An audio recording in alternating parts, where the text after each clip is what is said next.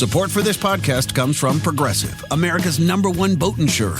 We've all made mistakes on the water, but there's one mistake you shouldn't make: being uninsured. With Progressive Boat Insurance, you can choose coverage for most mistakes you or other boaters could make, helping you float carefree all season long. Quote today. Progressive Casualty Insurance Company and Affiliates. #1 rating based on boat market share data from ratefilings.com. Still getting around to that fix on your car? You got this. On eBay, you'll find millions of parts guaranteed to fit. Doesn't matter if it's a major engine repair or your first time swapping your windshield wipers. eBay has that part you need, ready to click perfectly into place for changes big and small. Loud or quiet. Find all the parts you need at prices you'll love. Guaranteed to fit every time. But you already know that. eBay. Things, people, love. Eligible items only. Exclusions apply. A warmer from the low. Welcome to lovely Las Vegas for Coast to Coast Hoops with myself, Greg Hoops Peterson, now part of the Beeson Family Podcast. We've got an excellent podcast for you.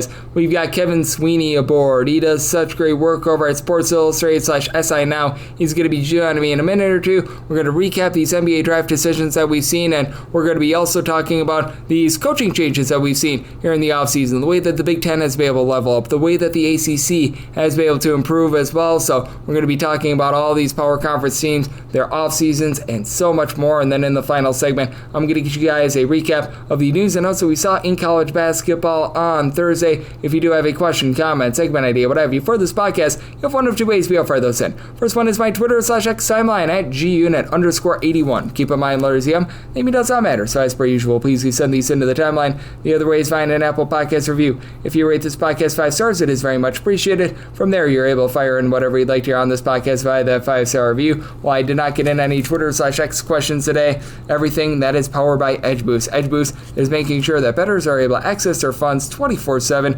365 on leap years, 366 days out of the year, as it is set up to make sure that all gambling transactions are approved. If you go to edgeboost.bet, type in that promo code of GREG, G-R-E-G. That'll get you a dollar for a dollar match on your first deposit up to $25. Now let's chat with our good friend in Kevin Sweeney, who's been doing an amazing job all offseason, taking a look at this great game that we all know and love of college basketball, and you're able to follow him on Twitter/X at CBB_Central. And Kevin, it's always great to get you aboard. Thank you.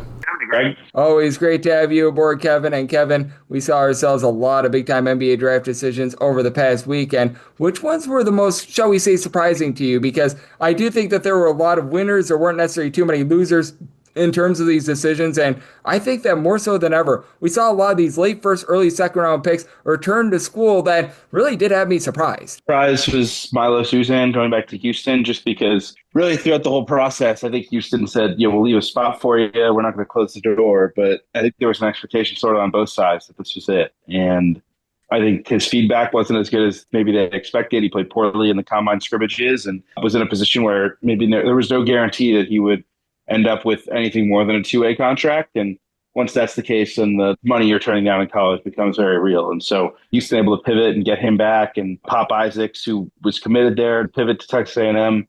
I'll note that him and Uzan have the same agent. So I'm sure there was a lot of communication going on about that with both staffs. And once it was obvious that Milos would be there, that it made less sense for Pop. And so that move able to be made for him. But, you know, the continuity factor at point guard for Houston just so huge. And I think solidifies them as preseason #1. Yep, I thought that was massive for Houston as well. And with Pop Isaacs, I think that's so intriguing that he now goes to Texas A&M as well, because I thought that was a massive pickup for a Texas A&M team that I'm not sure how you take a look at them. I just don't know what they're quite going to be this season, because with Texas A&M, they've got Bucky McMillan coming in. I don't think that he's going to be able to run that same style they did over at Stanford, but I do think that they're a team with a lot of talent, and I think that if they can get everything just functioning in the right way, I think that they could be able to make some noise right away with this roster. Talent, obviously a challenge, especially, you know, getting hired late in the process. This was one that didn't happen until during Final Four weekend, which is late by portal standards. And for them to get Pop, to get Mackenzie Mbako,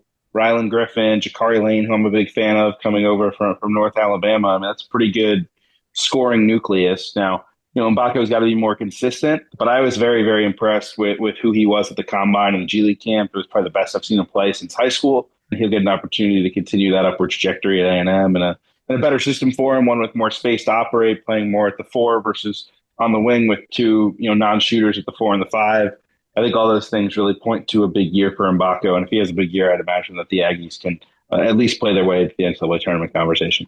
Yep, absolutely. And I think that that's going to be a fun team to be taking a look at in general. And I do think that with regards to these NBA draft decisions as well, some of the big winners were the year number 2 coaches too, because staying out there in the SEC, I do think that Otega Owe going back to Kentucky is intriguing. And with this Kentucky team, I think that they're going to be a really fun team because the thing that really ailed them last year was low post defense. Bringing in Jaden Quantins, I thought was very big. And now with Owe back to fold, though, you don't necessarily have a guy quite like a Kobe Brea in terms of 3-point shooting prowess. I think that it's a step in the right direction for them. Much more athletic than they were across the board, really. And it's not just Quaintance, it's Mo Diabate at the 4 and, some Denzel Aberdeen, who's a good defender at the 2. And, obviously, I think even some of the bench guys like Cam Williams, who comes in from Tulane, who's a big, long athlete. Yelovich, who's a European prospect, another guy who's 6'9", 6'10", can play multiple positions. They have the size and physicality that you'd think of for a blue blood type of team. I do think it's probably the least shooting that Pope has had with a team. Obviously at BYU, that's how the builds are always centered around. And it's more so, I think, driven by the skill sets of the average kid that's going to BYU.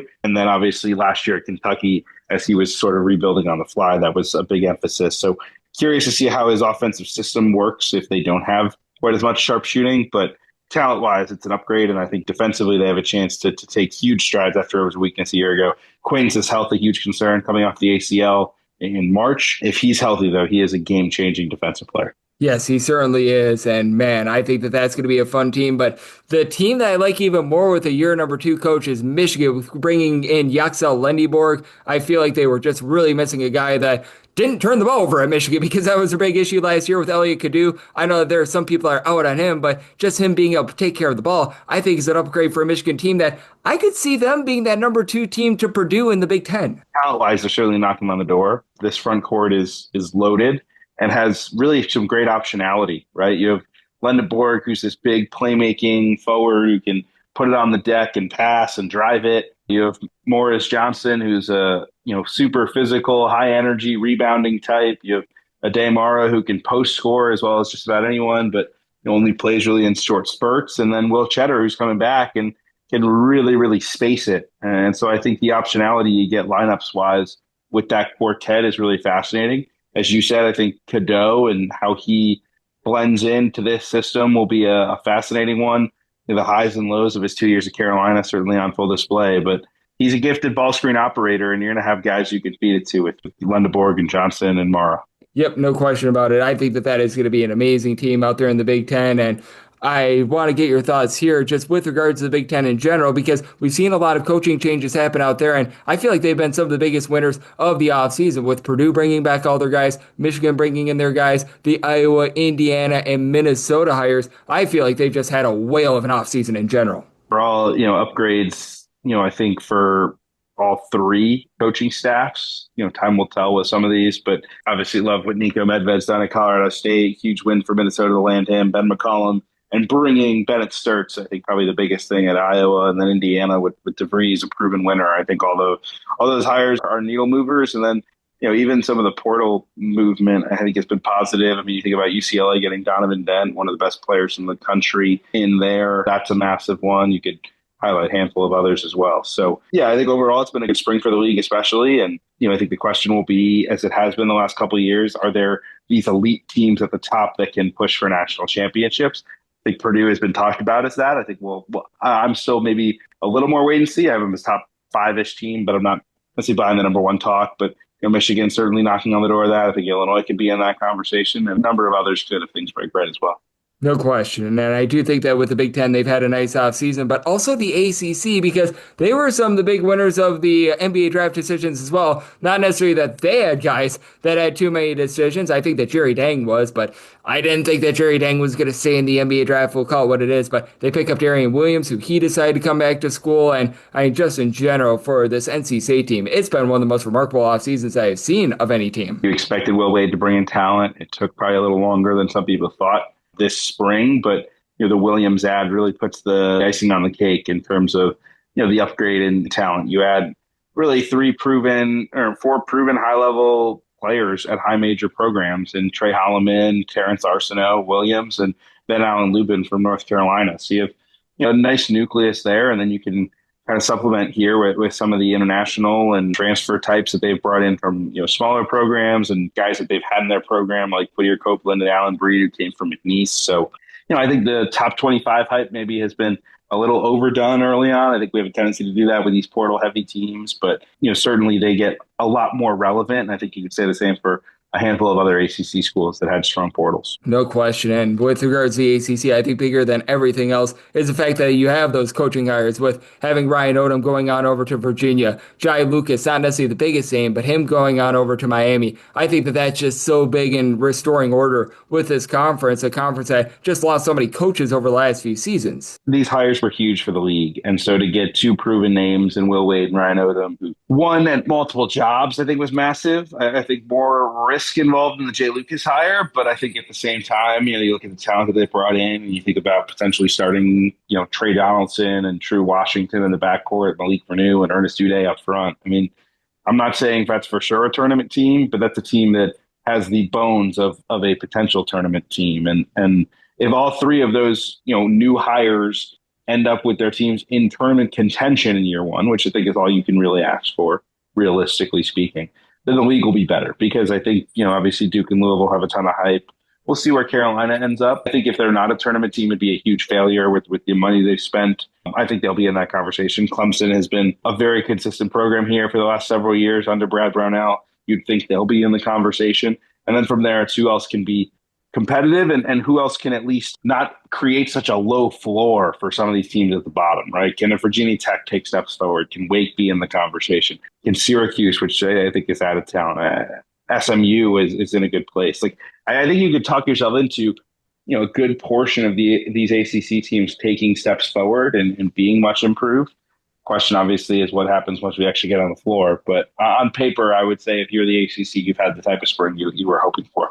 Yep, no question about it. It's been a tremendous offseason for them, and it's also been a tremendous offseason out there for quite a few other teams as well, like Florida, which you knew that Florida was going to be new look from what we saw a season ago, but them bringing back their entire front court, them bringing in Boogie Fland, which one of the losers of the NBA draft decision, certainly Arkansas. I feel like they are locked and loaded once again, certainly not going to be the favorite to repeat as title winners, but I feel like they're a team that's knocking right out the door and could be like a top 5, top 6 team in the preseason. Mix. You have two mega usage guards in Flan and Xavier Lee who could both create their own shot, play in ball screens. Flan, I think, has All-American potential, just given the track record and how hot he started last year at Arkansas before the injury, and opportunity to develop and get better. I mean, I think if he had stayed at Arkansas, we'd be talking about him as one of the best returners in college basketball. So I think the same kind of applies here at Florida. Interested to see how their dynamic, develops in terms of Flan and Lee both wanting the ball in their hands, and Thomas Houck playing the 3 versus playing the 4. How does that look? But the sort of magic of Florida last year was their ability to sort of wear people down up front with their physicality and then have guards that can go take and make tough shots. And Florida certainly has that recipe once again. How much does it translate to in terms of repeating? We'll see. I mean, I'm not necessarily sure I'm buying that they'll repeat, but I don't really buy that anyone repeats. It's really, really hard to do. And if you play back the NCAA tournament 10 times from this year, the Gators probably only win a couple times. So it's not an easy world, but I think they've positioned themselves to contend, and that's all you can really ask for, especially playing as late into the offseason as they did.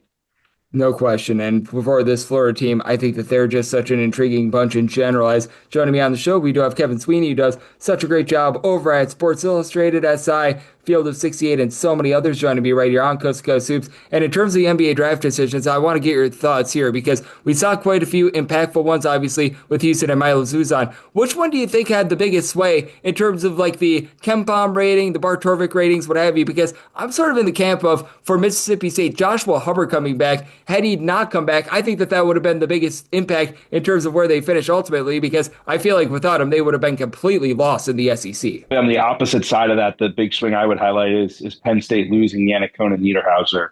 This is a team that already was not overly impressive on paper, but now loses its star big, its best player, a guy who would have contended for all conference honors. And most importantly, probably its pick and roll partner for their new Turkish point guard, Melih Tunca, who I know they're very excited about.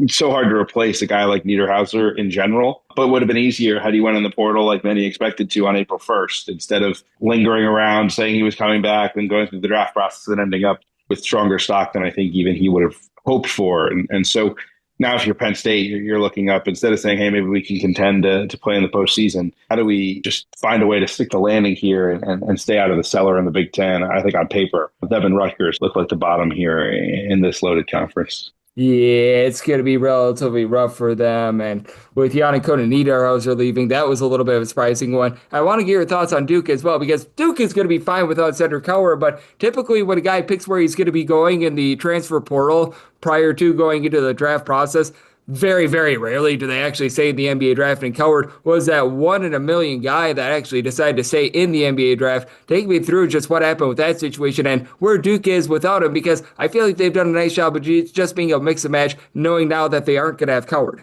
One, it was a unique situation because he didn't play most of this year and didn't have a lot of tape.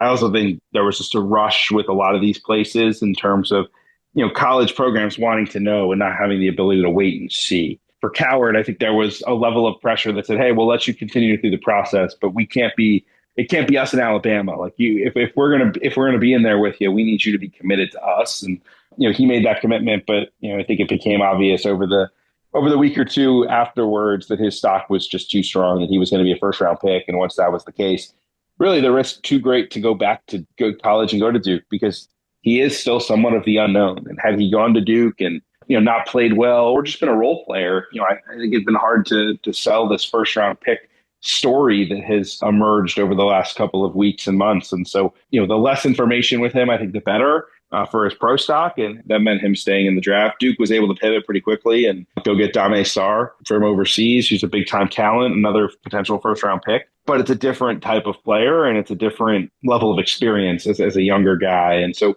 I do think he's someone that's probably going to have to come along a little slower. I know they're excited about Nick Kamenia, who's another one of their freshmen. He'll play some on the wing, which they'll need. And obviously, they brought in Sebastian Wilkins as a reclass guy. I'm not sure how much he impacts things in year one. They have enough options to be okay. That being said, I do think a Coward's addition would have been massive in terms of just a proven older wing. And if Duke could go do it again, I'm sure they love to have that extra time back to go hunt other portal options. Yep, I'm sure that they would have, but also one of the residuals of that as well is that Kansas, who is very much in the running for the International Man of Mystery, they were unable to get it as well. And I want to talk about this as well because they didn't have any draft decisions or anything like that, but how strange has this offseason been for Kansas, because it just feels very underwhelming after they had a really underwhelming last 2 years in general. Number one, I don't necessarily know that they anticipated having to fight to get Flory Badunga back. That was a big deal, and I think cost them some, both time and money in the portal that they would have spent otherwise. I do like the, Melvin Council and Jaden Dawson and Trey White kind of role player additions, but there's an obvious need for more shot making juice and more overall talent and proven production. I do think you'll see at least one, potentially two, pretty significant international moves by the Jayhawks here in the coming weeks to make up for that. But obviously, those were not the first choices. They've had to work their way down the list a little bit, and it'll be fascinating. Obviously, there's a lot of pressure on this year at Kansas, not just because of the two last disappointing years, but also because of the ticking clock of 1 year with Darren Peterson. I mean, obviously, places like Kansas get good players all the time. It's not like Rutgers where we've got Ace and Dillon and we got to let it rip for 1 year, but Darren Peterson's the number one pick, and he's a kind of perfect college, number one pick because he's a guy who will have the ball in his hands and go score. He's not a prospect. He's a proven player. And so if you're Kansas, you don't want to waste that opportunity. And I know they're focused here in the coming days on adding one or two more guys that can help them have a little bit more talent and more proven experience as they head into 25, 26. No question. And I do think that with Kansas, it's going to be an interesting year for them in general. And we've got a lot of intriguing storylines to take a look at in college basketball. And Kevin, you're doing such a great job covering the sport that we all know and love. So let the good people at home know what's all on tap for you and how people can follow along on social media and other platforms. Season or too early, not way too early anymore, but too early top 25. That came out late last week. You can check that out. Again, SI.com. And we'll have plenty more here as we head into June and July and the summer months. Absolutely. And Kevin does such an amazing job looking at this great sport. So big thanks to him for joining me on Coast to Coast Hoops, part of the VSiN Family Podcast. And coming up next, it is that time podcast. They give you a recap of the news and notes we saw in college basketball over the past 24 hours. NetCredit is here to say yes to a personal loan or line of credit when other lenders say no. Apply in minutes and get a decision as soon as the same day. If approved, applications are typically funded the next business day or sooner. Loans offered by NetCredit or lending partner banks and serviced by NetCredit. Application subject to review and approval. Learn more at netcredit.com/partner. NetCredit. Credit to the people.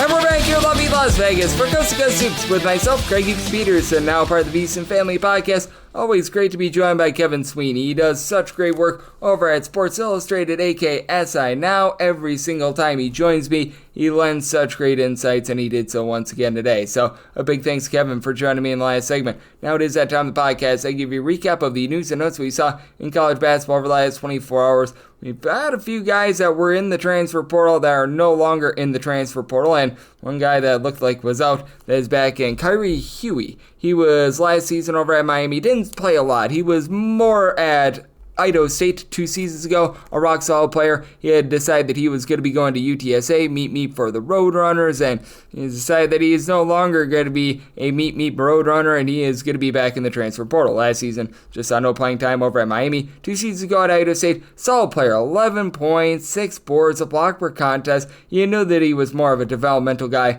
over at Miami, and even with going to UCSA, I didn't think that he was necessarily assured of necessarily the biggest role in the world. I thought that he was going to be a relatively solid player for them, but with UTSA, very much a little bit more of a guard-driven team with Austin Klonch being at the helm there. But that said, for UTSA, still a team that has a relatively good portal coming in. They still have Daniel Akintobi, who's going to be coming in from Morgan State to be able to hold it down low. Austin Nunez is a upside guy that comes in from Arizona State. And Vashawn Elowett, double-figure scored last 2 seasons over at Old Dominion and TCU, so going to be interesting to see what we get out of those Roadrunners, but they are no longer going to be having Mr. Kyrie Huey in the fold, and going to be a very interesting American Conference in general this season. This one is going to be fun to take a look at with Bethune-Cookman. Seneca Willoughby, he has decided that he is going to withdraw from the portal, and he was a part-time starter last season. He's going to be back in the fold for this team. Wasn't necessarily too much of a rambunctious score. He only averaged 5 points per contest, but what he delivers is just a steady hand in the backcourt. He was able to give the team a steal per contest. He threw in their 3 assists per game as well. Actually did shoot 35% from three-point range, so when he actually did shoot the threes, he was pretty good. But I am for this Bethune-Cookman team. They are going to be very good because they lost their backcourt last offseason in the transfer portal, and Zion Harmon along Jacoby Heedy. These 2 guys 2 seasons ago averaged a combined 30 points per contest. Those guys are both now back. Like, this is a Bethune-Cookman team that I legitimately think can make some noise out there in the SWAC. The SWAC has had since 1998 all but one of their teams that qualified for the NCAA tournament be a 16 seed. I think that Bethune-Cookman legitimately can be like a 15 or a 14 seed. They've got that sort of talent. I do think that they're really putting together a really nice roster here, so I love that for them. And then you have to love this as well. Ryan Cornish, he has been granted an extra year of eligibility by the NCAA. He was over at Dartmouth last season. Rock solid score, 17 points per contest. Had a struggle 2 seasons ago. I don't know if he was like dealing with injury or what, but I mean, Ryan Cornish, like 3 years ago was solid. 2 years ago, he fell off the face of planet Earth, and last season, he re-announced himself, shooting about 37% from three-point range, but he has decided that he is going to be going to USC. Now, keep in mind, USC looked like they were going to be getting Keza Giffa. They decided that they were not going to be getting him. He decided that he was going to be going elsewhere, and he signed with Ole Miss, so very interesting little change of events there, and let's call it what it is for Ryan Cornish. He's probably going to be on the bench for this team because you bring in someone like a Rodney Rice. He should be really that rock-solid scorer for them, and I need to call it what it is with this USC team. They are just locked, loaded, and ready for bear. They've got about 500 guys coming in via the transfer portal, and with Eric Musselman's style, he does play quite a few guys, so it's not like he's not going to go into the bench whatsoever, but when you have to compete with so many of these guys for playing time, as you've got in there a guy like a Jordan Marsh, who was a rock-solid scorer over at UNC Asheville, I think that he's going to be hard-pressed to be able to beat out someone like a Jaden Brownell, who was able to give you some versatility. Chad Baker-Mazzara is going to be coming into the program. I do think that that's going to lead to a little bit of horse and peace situation, but can be one of those guys that comes in off the bench, is a little bit of a microwave scorer. I think that that's going to be his role for the team. And then justice has been served in Western Michigan. Justice Williams, he last season missed the entirety of the campaign due to injury. Has always had his turnover issues, but a former top 350 recruit, began his career at LSU 2 seasons ago when he was over at Robert Morris. 12 points, 3 boards, 2.5 assists per contest. With Western Michigan, they lose darn near everything from last year, so they're certainly rebuilding. But you know what? I think that this is a pretty solid ad for them, for Western Michigan. It's a bunch that just hasn't necessarily done a lot here in the offseason. Their only real other ad is Trey Lewis, and the MAC is just really falling on tough times. Like, you want to talk about conferences that have been hurt by NIL, the MAC and their overall level of play, it has gone way, way downward. But I do think that this is a positive for Western Michigan, and we'll see what they're going to be able to do moving forward. You've got Shelton Williams-Dryden, who is committed to UW Green Bay. Well, he's no longer committed to UW Green Bay. Not great for our good friend and Mr. Doug Gottlieb right there. Man, I mean, that thing for UW Green Bay. And for those of you that don't know, if you've listened to this podcast, you do. But if you don't, I grew up in the great state of Wisconsin, graduate of UW Oshkosh. I know people over there in that UW Green Bay University, and I know people that cover the program. This was the lone Division I transfer that they had on the board, and they lose out. Like, good grief. This is just not good. There's really nobody that wants to play for this guy in Doug Gottlieb. I mean, man, not great for Sheldon Williams-Dryden. He was a rock-solid player over at West Georgia as well. And additionally, he was a guy from the state of Wisconsin, too. So he was going back within state, and he decided, no, thanks, I'm good. 17.5 points, 7.5 boards, steal per contest. UW Green Bay was going to be banking on this guy. He was committed for a little bit over a month, and now he's back in the transfer portal. So yeah, that's rough. And Tafara Gapare, hopefully I said that correct. He was over at Maryland this last season, and he did not get out there on the floor too much. He was averaging 3.5 points per contest, which actually 10.3 minutes per contest is much more than what the rest of the bench was seeing for Maryland, because you had starting 5, and then you had the starting 5, and then you had the starting 5. But for Gapare, he was able to give the team a little bit of production. He did shoot 37% from 3-point, was a part-time starter over at Georgia Tech 2 seasons ago. Him going on over to Villanova is rock solid, and obviously going to be joined with Kevin Willard, who's probably going to be giving him a little bit more playing time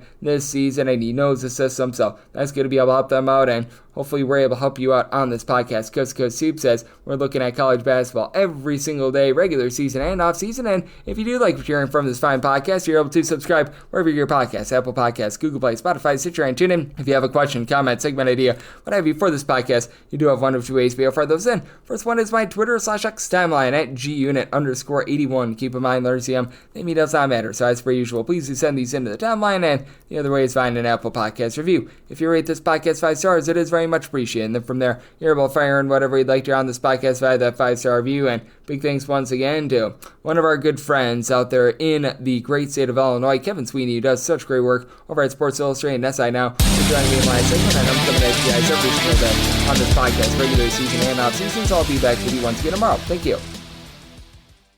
Did you know that parents rank financial literacy as the #1 most difficult life skill to teach? Meet Greenlight, the debit card and money app for families. With Greenlight, you can set up chores, automate allowance, and keep an eye on your kids' spending with real-time notifications. Kids learn to earn, save, and spend wisely, and parents can rest easy knowing their kids are learning about money with guardrails in place. Sign up for Greenlight today at greenlight.com/podcast.